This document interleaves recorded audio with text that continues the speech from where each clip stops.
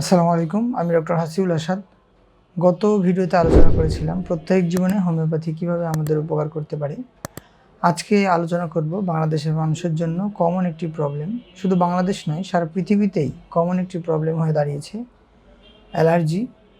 এই অ্যালার্জি আমাদের দেশে এবং পৃথিবীতে যা যা প্রভাব ফেলে থাকে এবং এর ক্ষেত্রে কী ধরনের লক্ষণ আমাদের বডিতে দেখা দিতে পারে এবং কিভাবে আমরা এর চিকিৎসা করতে পারি সে সকল বিষয় নিয়ে আলোচনা করব।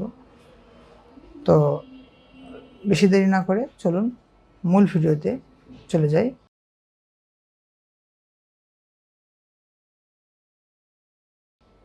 প্রথমেই বলি যে অ্যালার্জিটা আসলে কী জিনিস। অ্যালার্জি আপনার ইমিউন সিস্টেমের এমন কিছু পদার্থের প্রতি ওভার রিয়াকশন বা অতি প্রতিক্রিয়া, যেগুলো আপনার বডির জন্য তেমন কোনো ক্ষতিকর কিছু না। যেমন ধরেন কিছু কিছু খাদ্য, যেমন চীনাবাদাম, চিংড়ি, ইলিশ, বেগুন এবং কিছু কিছু পশুর খুশকি, কুকুর, বিড়াল এবং কোনো সময় কিছু কিছু প্রসাধনী থেকেও অ্যালার্জি হতে পারে। বিভিন্ন ধরনের পরাগরেণু, বিভিন্ন ধরনের শস্যের যেই রেণু বাতাসে ঘুরে বেড়ায়, এই সব পরাগরেণু আমাদের নিঃশ্বাসের মাধ্যমে বডির মধ্যে গেলেও আমাদের অ্যালার্জি হতে পারে।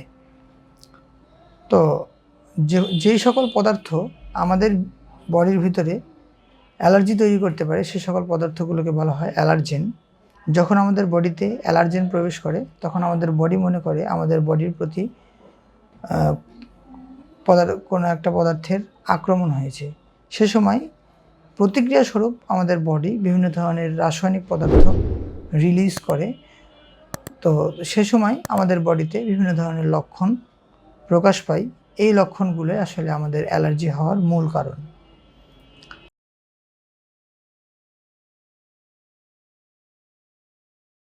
তো এবার জেনে নিই যে অ্যালার্জি মূল লক্ষণগুলো আসলে কী কী।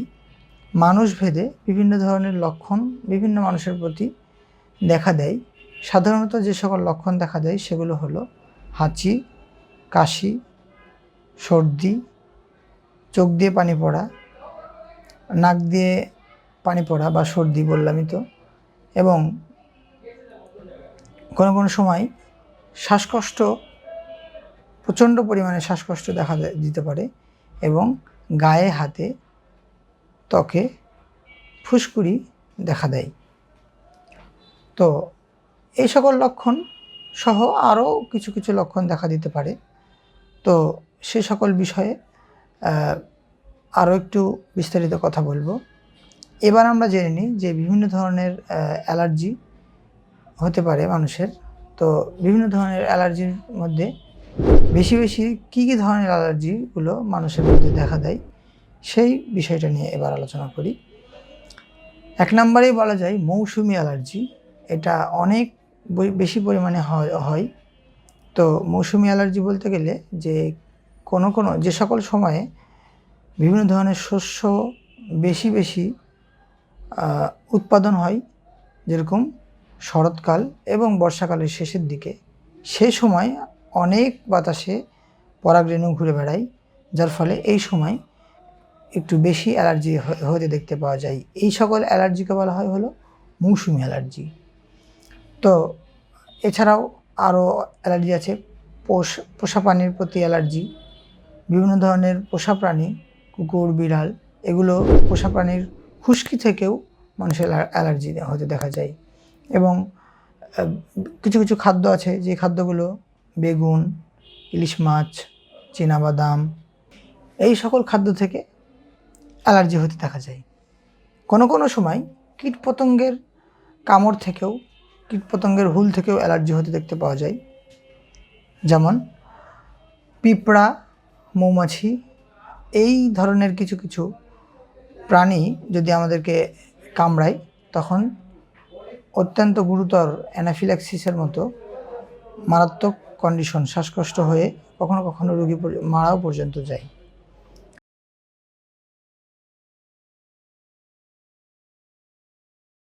তো এবার চলে আসি চিকিৎসার ক্ষেত্রে এবং প্রতিরোধের ক্ষেত্রে।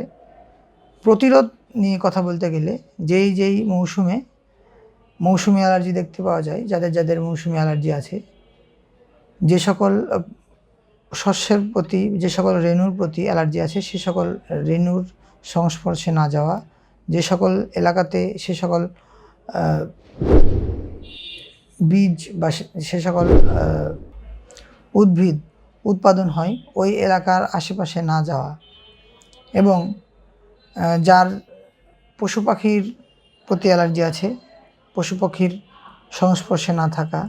এবং মূল কথা হলো যে অ্যালার্জিক বিষয়গুলো খাদ্য, তারপরে মৌসুমি হলে মৌসুমি এলাকার আশপাশে, ধুলোবালিতে হলে অতিরিক্ত ধুলাবালির মধ্যে না যাওয়া, এ সকল বিষয়গুলোকে এড়িয়ে চলা।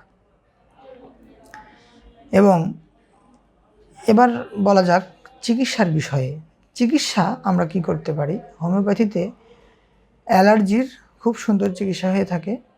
যেহেতু কোনো রোগের ওপর হোমিওপ্যাথি কোনো ট্রিটমেন্ট করে না, একদম সার্বিক জীবনী শক্তির ওপর, সার্বিক ইমিউন সিস্টেমের ওপর হোমিওপ্যাথি ট্রিটমেন্ট করে, যার ফলে অ্যালার্জি সুন্দরভাবে সারিয়ে তোলা যায়। এবং অ্যাকিউট ক্ষেত্রে এবং ক্রনিক ক্ষেত্রে আলাদা আলাদা ধরনের চিকিৎসা করে রোগীকে পরিপূর্ণ সুস্থ করা যায়। তারপরেও যে সকল ওষুধ বেশি ব্যবহার হয় সে সকল ওষুধগুলো হলো রিউমেক্স, আর্সেনিক আয়োড, সেবাডিলা, অ্যালিয়াম সেপা, রাস্টক্স, ব্রায়োনিয়া, অ্যাকোনাইট সহ আরও অনেক ধরনের ওষুধ আমরা রুগীকে দিতে পারি, এবং রুগী আশা করা যায় ধীরে ধীরে ট্রিটমেন্ট করতে করতে ইনশাল্লাহ সম্পূর্ণরূপে সুস্থতা লাভ করে। আশা করি আপনি বুঝতে পেরেছেন যে অ্যালার্জি কী এবং অ্যালার্জি কীভাবে আমাদেরকে আক্রমণ করে, এবং অ্যালার্জি থেকে আমরা বেঁচে থাকতে কীভাবে কী পদক্ষেপ নিতে পারি। তো যদি ভিডিওটি দেখে আপনার সামান্য পরিমাণও উপকার হয় তাহলে ভিডিওটিতে লাইক করে কমেন্ট করবেন, এবং পরবর্তী ভিডিও কী বিষয়ের উপর বানাবো সে বিষয় নিয়ে কমেন্ট করতে পারেন। পরবর্তী ভিডিও দেখার আগ পর্যন্ত সকলে ভালো থাকবেন, সুস্থ থাকবেন এবং আমার জন্য দোয়া করবেন। আসসালামু আলাইকুম ওয়া রাহমাতুল্লাহ।